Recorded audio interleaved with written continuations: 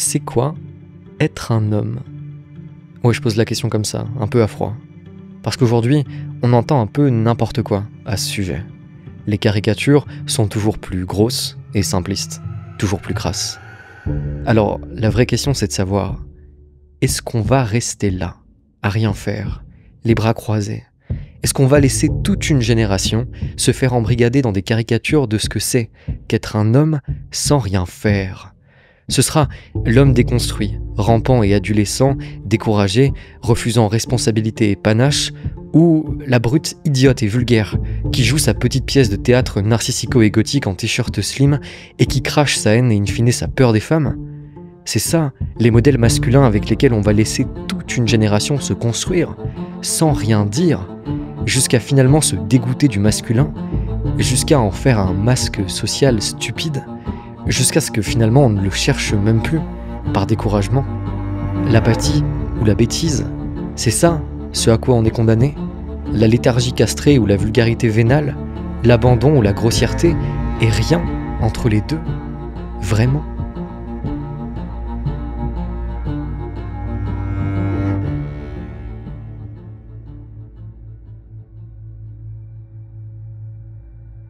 Je vous préviens, aujourd'hui ça risque de piquer un peu. Je crois que, en ce qui me concerne, je suis plutôt à l'aise avec ma masculinité. J'en ai jamais fait ni une fierté, ni une honte. Je me sens assez bien incarné dans mon masculin, masculin joyeux, masculin content en tout cas. Je suis heureux d'être un homme et des défis que ça représente. Je m'en plains pas, je m'en targue pas non plus. Je m'y soumets joyeusement, tout simplement. Mais il n'en reste pas moins que comme chacun de nous, je porte un fardeau, un poids et une charge. Et aujourd'hui, j'aimerais qu'on parle de ça ensemble. Le poids du masculin, ses défis et ses travers, et sa beauté aussi. Alors, je vous vois venir pour certains, hérisser les poils, craquer vos doigts et vous précipiter sur vos claviers pour transformer l'espace commentaire de cette vidéo en champ de bataille et pourquoi pas m'accuser d'homme déconstruit tant qu'à faire. Calmez-vous, c'est que de l'amour. Et en ce qui me concerne personnellement, je suis beaucoup de choses, mais de ce côté-là, vraiment pas. Si je pêche, c'est plutôt par excès de construction que par l'inverse. Donc du calme. Quand je dis que cette vidéo va peut-être être difficile pour l'ego de certains, c'est que même pour moi, l'écrire a parfois été un peu pénible. À plusieurs reprises, j'ai failli me censurer ou tourner autour du pot. Mais au fond, si le dolmen existe et continue d'exister, eh bien c'est pour explorer tout au fond de vos esprits et du mien, pour mettre la lampe sur ce qui gratte, sur ce qu'on préférerait, oui parfois, éviter de trop reconnaître sur nous-mêmes et sur nos vies, et certainement pas pour faire le jeu de l'ordre mental établi. Alors, on va y aller doucement, mais on va y aller quand même.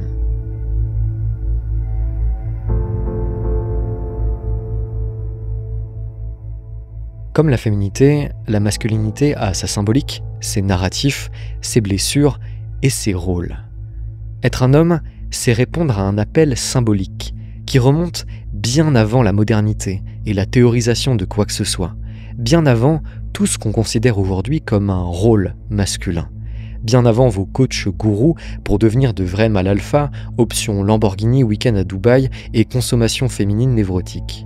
Non, moi ce qui m'intéresse, c'est la symbolique profonde du masculin, l'inconscient masculin tribal, qu'on trimballe tous et qui concrètement dirige en sous-main une immense partie de nos vies. Être un homme ou une femme, c'est d'abord se voir poser une série de questions par la vie. Des questions auxquelles chacun de nous doit oser répondre au fond de son cœur. Et ça c'est autrement plus difficile que de copier le rôle social d'un influenceur blessé qui joue les gros bras ou d'abandonner tout simplement la quête de son masculin en haussant les épaules des découragements.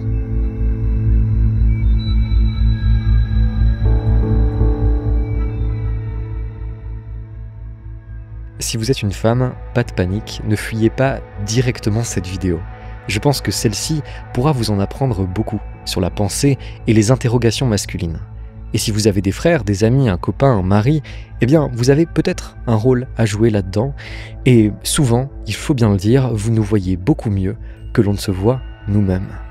Et au-delà de ça, eh bien, il est tout à fait possible que certains des commandements inconscients que je vais vous présenter aujourd'hui résonnent aussi en vous d'une manière ou d'une autre. Quant à vous messieurs, je vous promets, ça va vous faire du bien.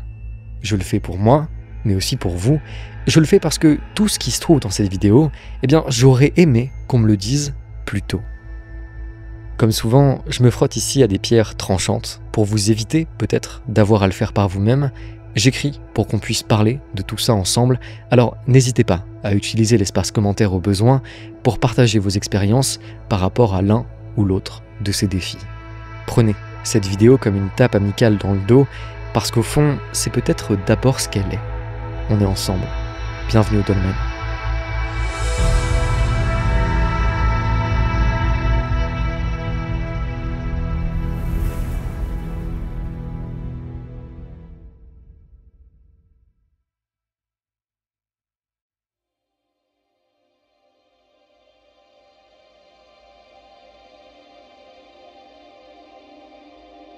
Comprendre, incarner et transmettre sa propre masculinité comme une force saine et rassurante, c'est probablement la quête de toute une vie.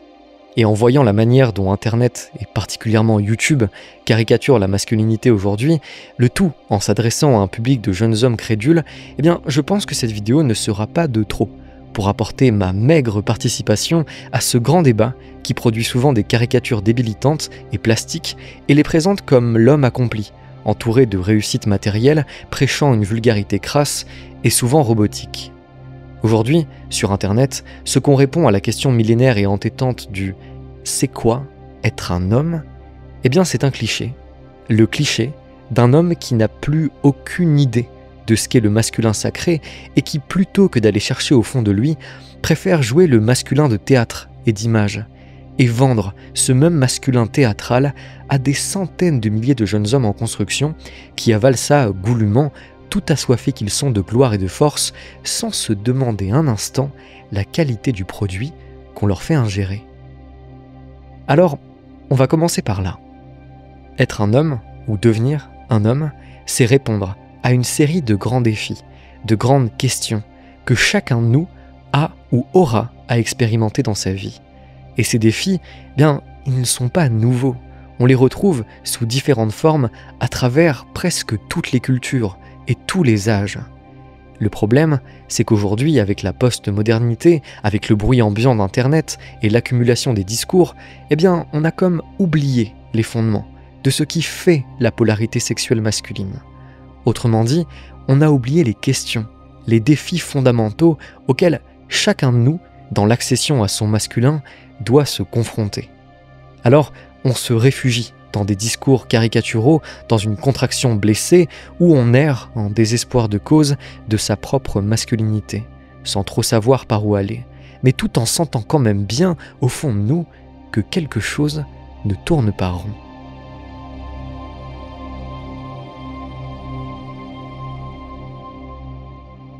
Alors, il y a un destin masculin, comme il y a un destin féminin. Il y a une communion d'expériences symboliques à la ressemblance troublante. Être un homme, souvent, c'est une tension inavouable entre puissance et solitude, devoir et souffrance, confiance et défiance, colère et chagrin. Et ces tensions, bien souvent, on est bien seul pour y répondre. Alors on se débrouille, on fait comme on peut, dans le silence étourdissant de nos esprits en armure. Se sentir homme, c'est un sentiment très particulier, une forme de calme, de sérénité, mêlée à un service, une dévotion appliquée. C'est le fauve sur sa branche qui s'étire de tout son long au soleil, c'est la possibilité, la force qui ne pavane pas mais se sait, l'amour et la tendresse, toujours, c'est protéger sans se sacrifier, veiller sans montrer les crocs, c'est une confiance calme qui veille. Et ce sentiment, il se gagne, il se conquiert. Parce que, quoi qu'on en dise, la polarité sexuelle fait de nos parcours de vie, féminins ou masculins, une succession d'épreuves, de défis, d'apprentissages, qui ne sont pas du tout les mêmes selon nos sexes. En tant que jeunes hommes, on est confronté à une série de grandes interrogations sur nous-mêmes, sur l'autre et son danger potentiel, l'autre masculin et l'autre féminin, sur nos rôles sociaux prédateurs, sur le but et l'utilité pratique de nos vies. Et pour répondre à ces grands défis, on nous présente souvent aujourd'hui des discours extrêmement galvaudés et simplistes. Imaginez bien, nous sommes dans une des premières époques où le cheminement allant de l'enfant à l'adolescent, de l'adolescent à l'adulte, ne suit plus une liste de rituels, d'épreuves sociales codifiées, de rites d'initiation, ce qui prévalait dans près de 80% de notre histoire commune, une des premières époques où nos rôles sexuels sont brouillés, rattachés à aucune symbolique transcendante. Par exemple, chez les Sioux, devenir un homme, c'était quelque chose de très précis. Des rituels physiques, des danses chamaniques, des fêtes, c'était vécu par le corps. Chez les Grecs, les Spartiates, les Égyptiens, même au Moyen-Âge, l'accession au statut masculin complet était très précise et encadrée, et souvent d'ailleurs assez violente ou marquante dans la vie de l'individu. Et ces rituels, c'était très loin d'être juste du folklore, et on s'en rend compte aujourd'hui quand on regarde l'état de dépravation dans lequel nos masculins sacrés sont arrivés, et plus généralement le sentiment d'égarement qui est très souvent le nôtre. Parce que nos besoins, nos attentes et nos doutes, eux, ils n'ont pas bougé. Mais la manière dont le collectif les prend en charge, là, c'est le jour et la nuit.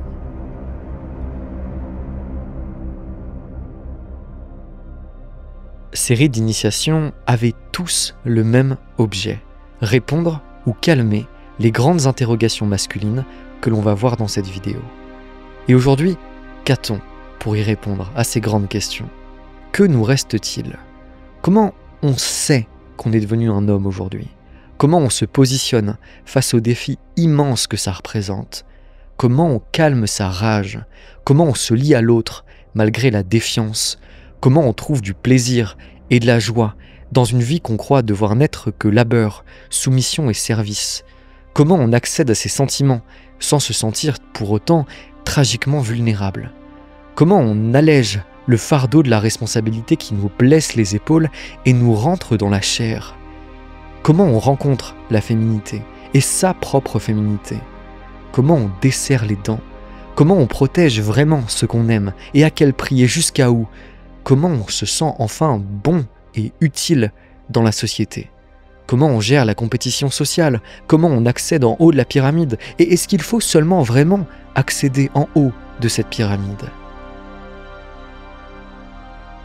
Ça c'est quelques-unes des immenses questions auxquelles, messieurs, on sait tous que l'on est confrontés quasi en permanence. Et vous le savez comme moi, en ce qui concerne les réponses, souvent, on fait comme on peut. En grande majorité, on avance tous aujourd'hui à l'aveugle là-dessus. Alors, vous vous doutez bien qu'en une vidéo, je ne vais pas pouvoir traiter l'ensemble du sujet de la masculinité. Alors, j'ai choisi 3 grands défis masculins, 3 grandes questions qui orbitent autour de nous, 3 commandements, 3 inquiétudes qui nous traversent tous à un moment ou à un autre de nos vies et avec lesquels on est tenu d'essayer de composer maladroitement et de faire comme l'on peut. Pour chacun de ces défis, il y a des manières d'y répondre, pathologiques ou vertueuses. Parce que ce n'est jamais la question ou l'instinct en question qui est mauvais, mais notre manière d'y répondre ou de ne pas y répondre dans certains cas. Et chacun de ces défis viennent de manière très instinctive dans nos vies. Ils nous traversent, nous hantent, dirigent nos vies. Réussir à les embrasser, à les dépasser, à les sublimer, c'est peut-être ça, devenir un homme. Choisir son rocher et savoir, parfois, s'y dérober sans culpabiliser. Peut-être.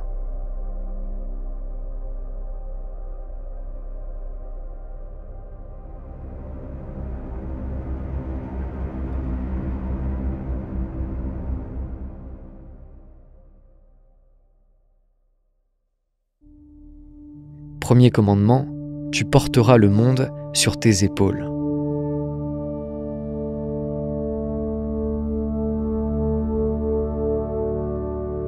Ça c'est l'origine de beaucoup de choses. Alors on va commencer par là. Est-ce que vous aussi, quelque part au fond de vous, dort une urgence? Celle non seulement bien sûr de réussir vos vies, mais encore plus d'être celui sur qui on peut compter. D'être un petit empire de stabilité, de sérieux, d'abnégation et, disons-le, osons le mot, de sacrifice. Parce que le sacrifice est un motif immémoriel dans l'âme masculine. Et c'est un secret de polichinelle en réalité. Quelque chose en nous frissonne de plaisir à l'idée de se tuer à la tâche, de mourir pour une cause, pour un projet, pour un être, d'être utile jusqu'à s'en consumer entièrement s'il le faut. Quelque chose en nous est prêt à tout faire passer avant soi, pour peu que ce tout soit apparemment sensé. Et cet instinct, eh bien, il donne évidemment des choses superbes, grandioses, des choses que l'on admire à travers les siècles. Nos récits en sont pleins, nos iconographies culturelles aussi. Mais, parce qu'il y a un mais, il débouche aussi sur l'un des dilemmes masculins les plus tragiques et douloureux. Pour une immense partie d'entre nous, nous nous faisons souvent voler nos vies.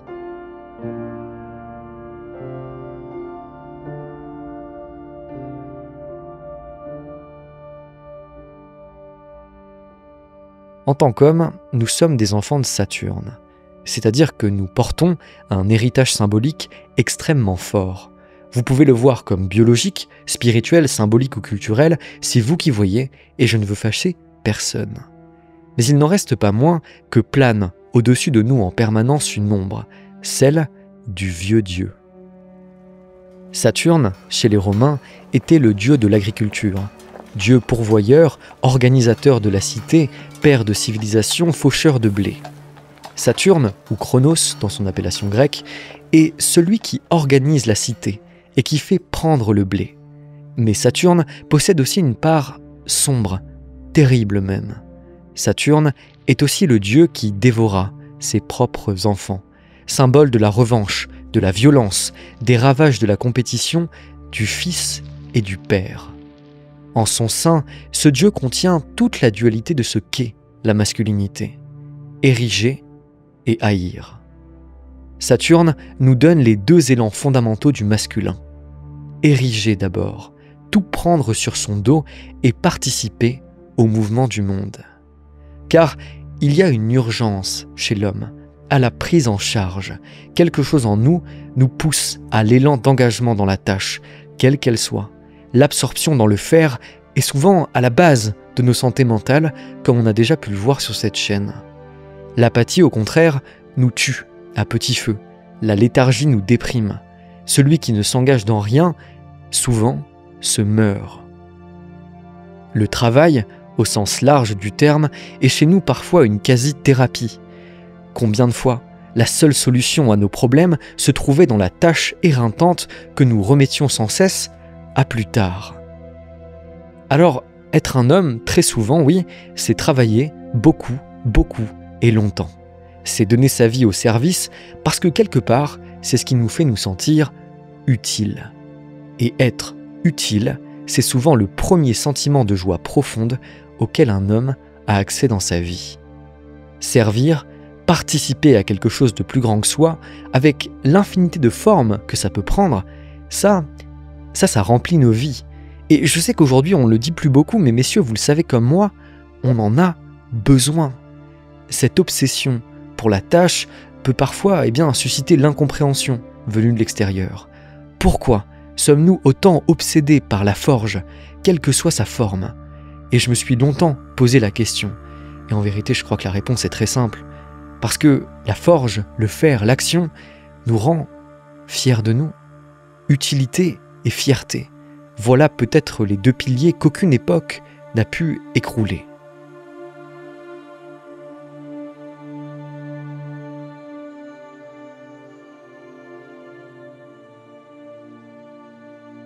Alors, l'homme s'avance, s'enrôle, se présente, joue le jeu que le monde attend de lui, pourvu qu'il puisse se sentir utile.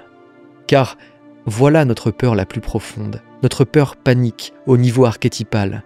Ce n'est pas tant de mourir, mais c'est le déshonneur, la honte, l'impuissance à la vue de tous, l'inutilité.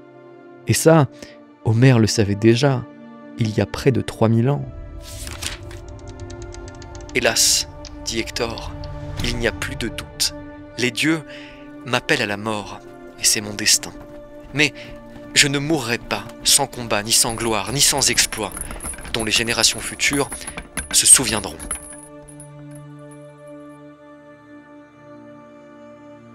Cet instinct est beau, mais il est à double tranchant. Parce que ce commandement, tu prendras le monde sur tes épaules, comporte un immense écueil. celui de la responsabilité maladive, du sacrifice perpétuel, de la soumission à cette ombre de Saturne latente qui, chez énormément d'entre nous, nous pousse à adopter des choix d'existence bien plus subis que choisis, et in fine fait que nous n'apprenons jamais vraiment à vivre pour nous-mêmes. L'homme a le privilège ironique de pouvoir fuir sa propre vie dans les champs et les honneurs. Un homme peut parfaitement, et c'est peut-être même la majorité, passer sa vie au service de tout et de n'importe quoi, sauf de lui-même. Il peut s'élancer dans la compétition sociale, économique de toutes ses forces, suivre son instinct d'accroissement sans jamais savoir qui il est en réalité. Il peut réussir sans se croiser une seule fois, s'anesthésier par l'occupation et le travail. Il peut être père, prince, roi, sans jamais être. Ainsi, nous pouvons passer nos vies sans nous rencontrer, sans rien savoir sur nous, en étant utiles, certes, bien sûr, un temps, en recevant notre identité de nos actions, du blé fauché, des pierres amassées, des services rendus et des pièces d'or durement méritées. Bref, des ordres accomplis. Puis, arrivé à un certain âge avancé, là où sans faute le corps lâche, alors que nous descendons le second versant de la colline de la vie, que l'on appelle vieillesse, d'un coup, condamnés à un certain immobilisme, nous sentons que quelque chose cloche. Voilà la vérité. Nous n'avons pas vécu, nous n'avons fait que servir.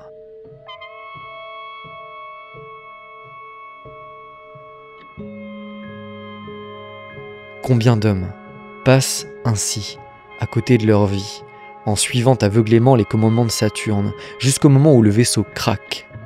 Alors on se retrouve face à soi-même, ne pouvant plus être utile, ne supportant que très mal sa propre compagnie calme, et surtout sans la moindre idée de qui on est et de ce que l'on désire en dehors de la mission. Se pourrait-il que les décès brutaux chez les tout juste retraités masculins, la multiplication des syndromes dépressifs ou l'acharnement au travail d'un nombre incalculable de mes camarades ne soient que le résultat d'un seul et même commandement: porte le monde sur ton dos. Commandement qui cache l'évidente peur irrationnelle chez nous de nous éloigner un tant soit peu des attentes du monde pour nous intéresser aux nôtres, peur de ne plus servir à rien, peur de suivre nos élans pour nous réfugier sur la poursuite de la sécurité matérielle, peur d'avoir à considérer nos existences comme quelque chose d'utile en soi, peur d'avoir à considérer l'éventualité que nous ayons des sentiments et des jugements singuliers sur les choses qui méritent d'être explorés.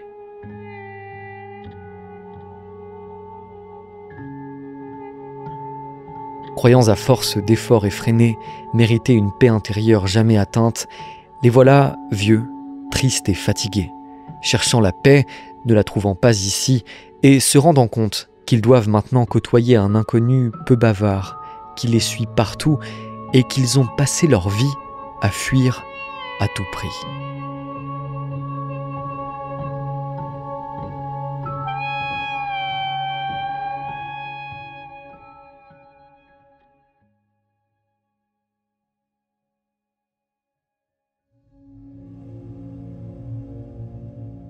Second commandement, tu te méfieras de tes semblables.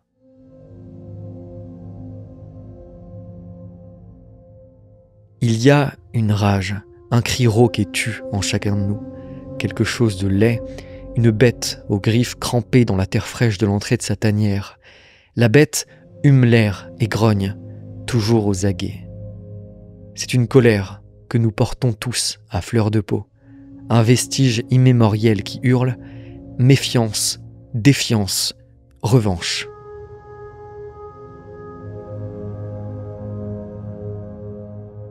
Ici se trouve la seconde dimension de l'ombre du dieu Saturne, une vieille blessure qui suinte et dont le pus coule dans l'alcôve secrète du masculin. L'agressivité est en nous. Nous sommes presque ses hôtes et chacun de nous ne le sait que trop bien. L'histoire le crie.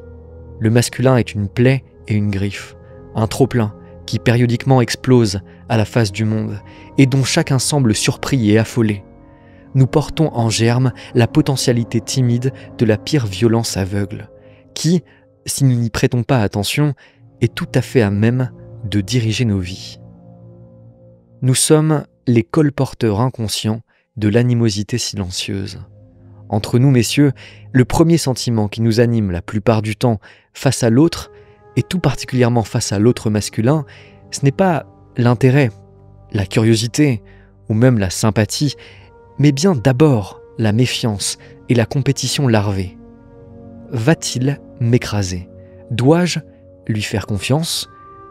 Est-il un ennemi? Combien de fois provoquons-nous involontairement ou volontairement des schémas de confrontation, de comparaison, de toisement face à nos semblables? Combien de fois nous trouvons-nous d'abord à penser contre, au pire, plutôt qu'avec, au possible? Nous fabriquons ainsi bien souvent nos propres prisons, alors que, paradoxalement, il n'y a rien dont nous ayons tous plus besoin que de la saine camaraderie, de la formation de nos propres tribus, et pourtant, ce vieil instinct primal tente à chaque fois de transformer nos amitiés naissantes en compétition froide ou en désintérêt narquois. Notre besoin vital de l'autre masculin, du camarade et de l'ami, n'a d'égal que notre peur inquiète de celui-ci. Peur qui souvent finira en mépris silencieux et timide. Quand avez-vous pour la dernière fois pris un de vos amis dans vos bras? Quand avez-vous pour la dernière fois fait aveuglément confiance à un autre homme, sans aucune pensée parasite, sans aucun doute, même résiduel? Un ami m'avait dit un jour cette phrase qui m'a beaucoup marqué. Les hommes arrêteront d'être tristes lorsqu'ils n'en pourront plus d'être inquiets. Mais en attendant, nous resterons là, petits soldats atomisés, serrant de toutes nos forces nos lances tendues vers le ciel, ziotant les soldats d'en face, sans que personne ne fasse le moindre geste, grommelant dans nos armures trop serrées, inquiets de nos masculins hésitants, craignant toute impuissance, tout surgissement, tout imprévu castrateur. Et pourtant nous avons besoin de nos tribus. Il nous faut des camarades pour nos équilibres et nos missions. L'amitié masculine sincère, c'est réussir à dompter ce feu, cette plaie. C'est s'envisager et se côtoyer sans s'amputer totalement de nos dangereux respectifs, sans faire de l'amitié, pour autant, un vulgaire fuir ensemble, dans le rire auquel on aurait ôté toute profondeur. Ce que tendent parfois, oui, à devenir les pseudo-amitiés masculines aujourd'hui, un côtoiement d'apparat, une beuverie théâtrale où ni larme ni grandeur n'a sa place. La saine camaraderie, au contraire, est autre chose. C'est se battre, peiner et fêter ensemble. Ce n'est pas anesthésier ou fuir la compétition, mais la sublimer. Je sais sur quoi mes amis les plus fidèles peuvent me terrasser. Je sais là où ils me dépassent en tout point et où toute compétition est exclue. Comme ils savent là où je suis imprenable. Et de ce rappel mutuel naît toute la magie, l'admiration réciproque.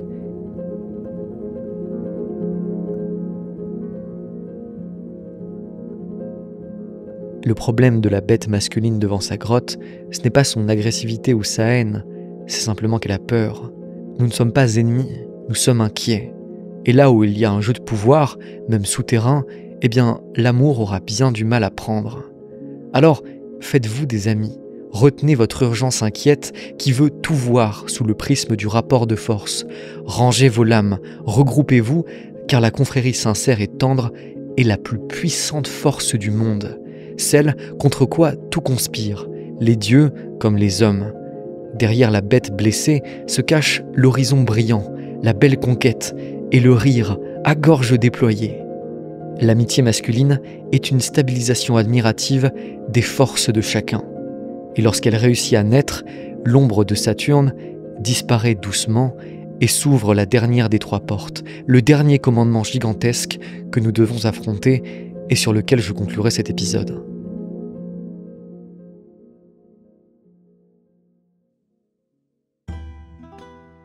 Avant de passer au dernier commandement de cet épisode, je prends quelques secondes pour vous parler du sponsor de cette vidéo, vous, Parce que c'est vous qui faites vivre le dolmen semaine après semaine, mois après mois, année après année. C'est grâce à vos visionnages, à vos commentaires, à votre fidélité, que ce soit sur YouTube ou sur mon Patreon, où vous pouvez découvrir mes conférences, que je peux continuer à travailler sur ce projet. Alors, je prends quelques secondes ici pour vous parler de mon nouveau livre, S'anomaliser, que vous êtes de plus en plus nombreux et nombreuses à vous être procuré. S'anomaliser, c'est une piste que j'ai essayé de vous tracer à la machette, un chemin à suivre qui vous amènera, je pense, à regarder votre époque, à vous regarder vous-même et vos choix d'existence sous un œil nouveau. Ce livre, c'est un petit manuel d'introspection pour les égarés, dans une époque parfois, oui, un peu étrange. Pour ceux qui ne savent plus trop par où aller, pour ceux qui s'interrogent, pour ceux qui se cherchent, vous y trouverez notamment un chapitre dédié à la question de l'importance de l'amitié, puisque c'est le thème d'aujourd'hui, de la poursuite de soi ou encore de la lutte contre la mélancolie existentielle. Bref, vous m'en direz des nouvelles, j'attends vos retours avec impatience. Le livre est disponible depuis le lien en description, en format papier ou liseuse, c'est comme vous préférez, chacun ses goûts, et je vous souhaite une très bonne fin d'épisode. Merci à nouveau.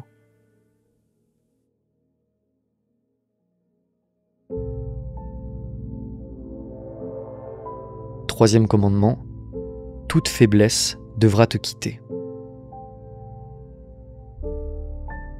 S'il y a un seul complot masculin généralisé, propagé dans le monde entier et universellement accepté, c'est précisément celui-ci. Surtout, ne pas parler de ses émotions, ne pas s'autoriser l'épanchement sentimental, tout sceller. Parler de soi, de ses peurs, de ses échecs ou de ses doutes, eh bien c'est donner le flanc. Et donner le flanc, c'est risquer la castration, et ça, c'est insupportable. Une grande partie de nos vies d'adultes consiste à fermer toujours plus rigoureusement le sas de nos expressions intérieures.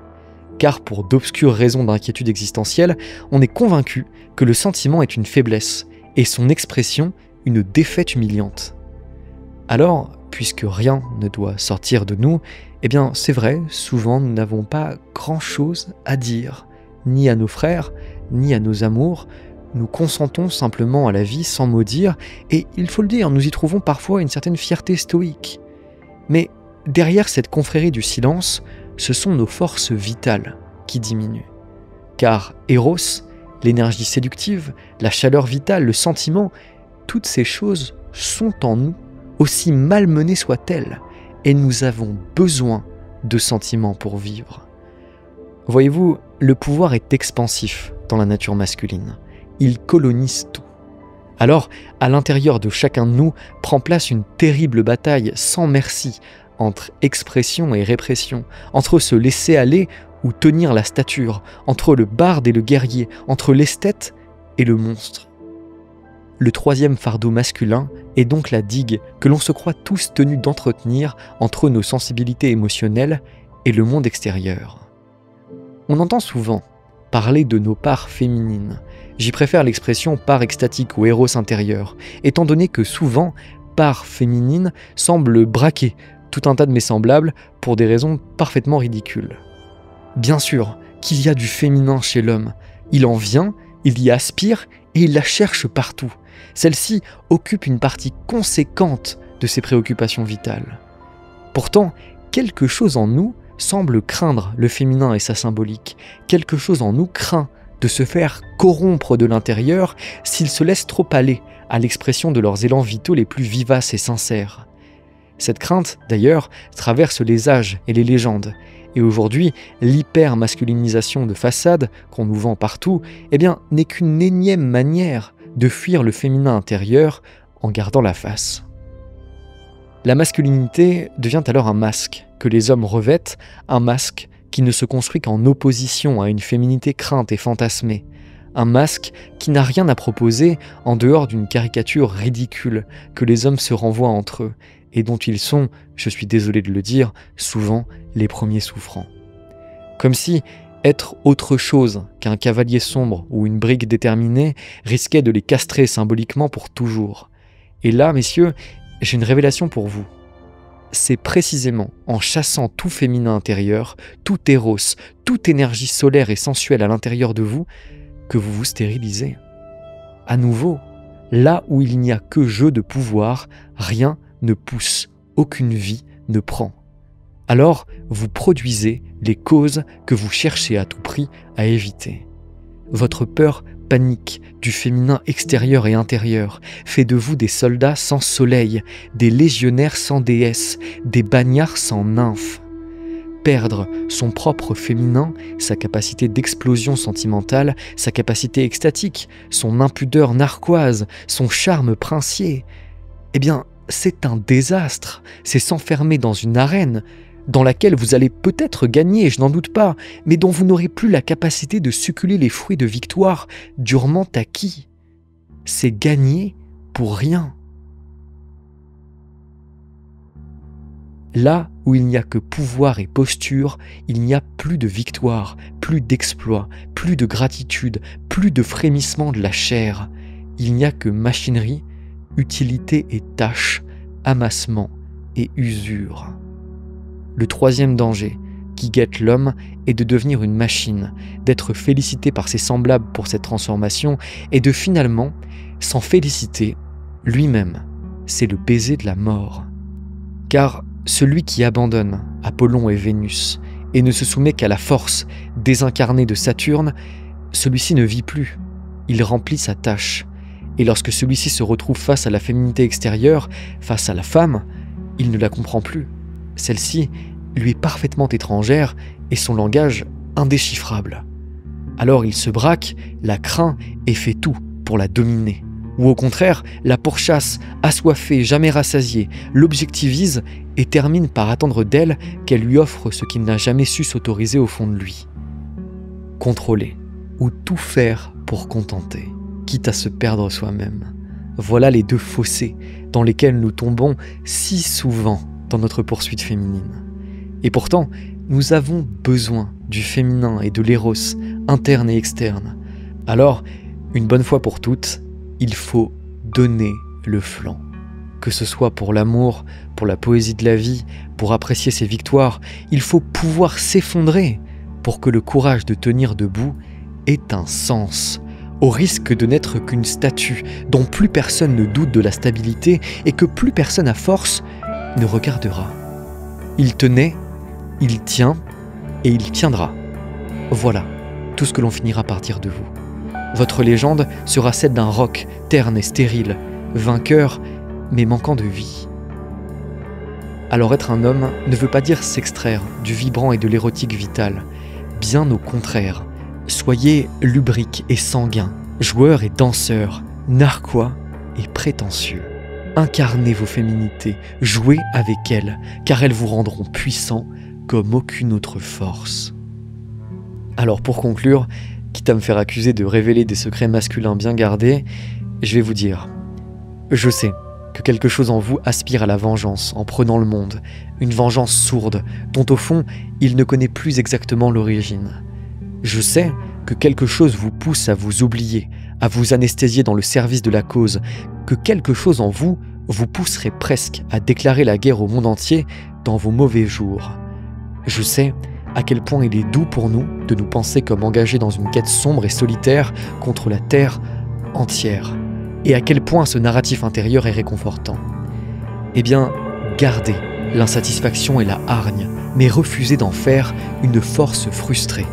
Soyez courageux, soyez celui qui rassemble, qui réchauffe, qui rassure, soyez le confident. Montez en haut de vos montagnes, bien sûr, tous les jours, avec panache et entrain, détermination et obsession. Mais une fois arrivé en haut, à la vue de tous, effondrez-vous en larmes, dans un chagrin inarrêtable. Alors, vous aurez fait quelque chose d'immense. Vous aurez rappelé aux hommes qu'on ne gagne pleinement qu'en demeurant capable d'extase. Vous aurez montré l'exemple, vous aurez été le premier, le frère, l'ami, le père. Vous aurez pleuré en haut et pour chacun d'entre nous. Vos larmes seront les nôtres. Merci.